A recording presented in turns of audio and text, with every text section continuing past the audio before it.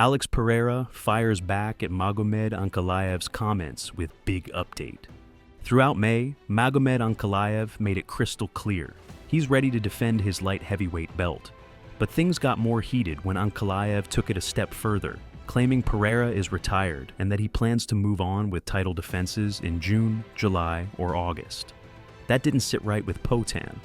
In a recent Instagram video, Alex Pereira shut that talk down, confirming he's in camp and gearing up for what's next. "I just want to set the record straight. I always answer the UFC's calls," he captioned the post.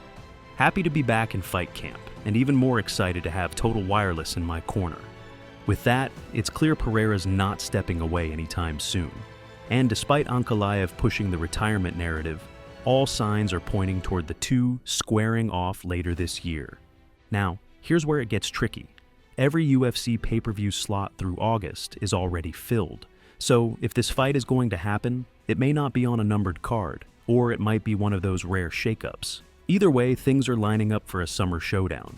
Moving up next, we have Tom Aspinall reveals fight news coming soon.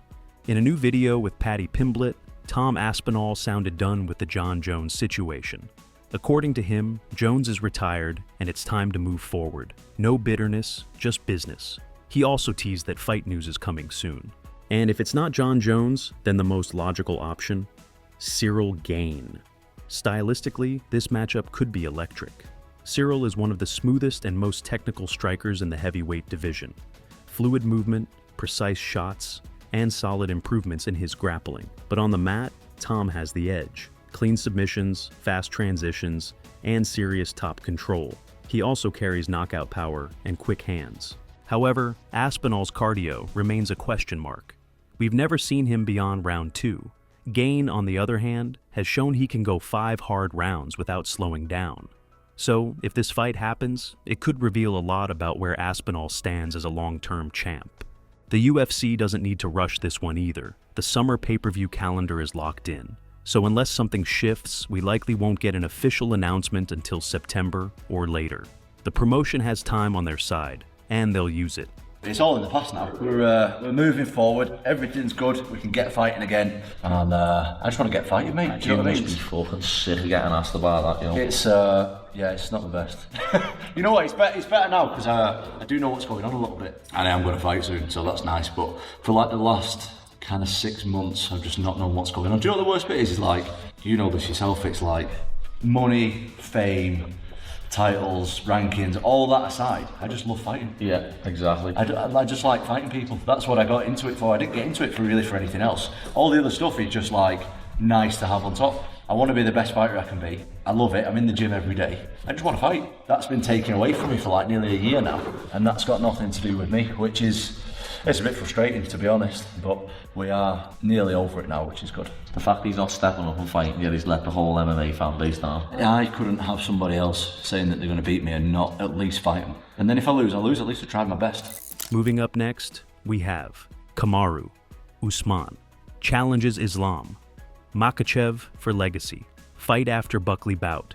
Kamaru Usman just dropped a bomb in his interview with Kevin Iole. He publicly called out Islam Makhachev for a legacy fight.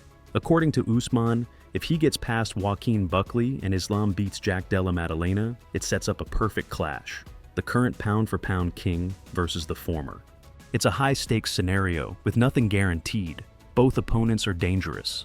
But if they both make it through, Usman says the timing couldn't be better. He wants to end his career in a meaningful way, and this could be that moment. Despite being past his prime physically, Usman still brings elite experience. He's got world-class wrestling and a champion's mentality. Against Islam, who has dominated at lightweight and is now eyeing welterweight, it would be one of the most compelling matchups in recent memory. And this wouldn't just be about belts or rankings. It would be about 2 generational talents going head-to-head, chasing greatness before the final chapter. He's really done a great job with what has been presented, and obviously it's put him in a position to warrant a fight. You know, I'm excited for the challenge. I mean, there's a reason this is the marquee division in the sport. Almost in all sport around this weight class, from that lightweight to the welterweight, is the marquee weight class for excitement. I love it. I love Islam coming up. I would say at one point I probably would have been a little annoyed with it, but I'm older and I'm wiser now. And then at the same time, I love Islam.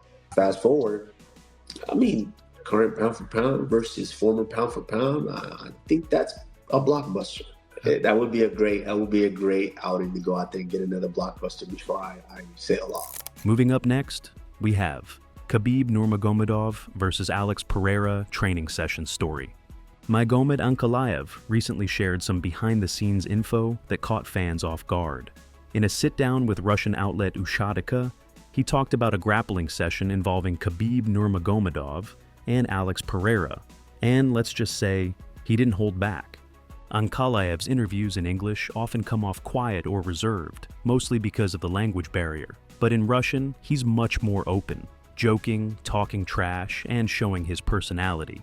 During the interview, Ankalaev called Pereira a chicken, said he plans to eat him, and accused him of dodging the rematch at every turn. Now, Ankalaev and Khabib go way back. They're both from Dagestan and have trained together over the years, though they're not part of the same exact team. So, when Ankalaev was asked how Khabib would do at light heavyweight, especially after that clip of him dominating Corey Anderson, he didn't hesitate. Yeah, I saw how he controlled Corey. I wasn't surprised. I think he would do well even at light heavyweight if he can take people into his world of grappling. And even with Pereira, well, I don't need to speculate there because I know what happened. I saw it with my own eyes. But yeah, all I'm gonna say is when a good grappler takes Alex Pereira down, he's getting mauled. He didn't go into detail about the session with Pereira, but based on his tone, it's clear he believes Khabib had the upper hand. Ankalaev also said that if Khabib wanted to, he could dominate Pereira in an actual UFC bout. Thanks for watching. If you enjoyed the video, make sure to leave a like and subscribe so you don't miss our next update. See you in the next one.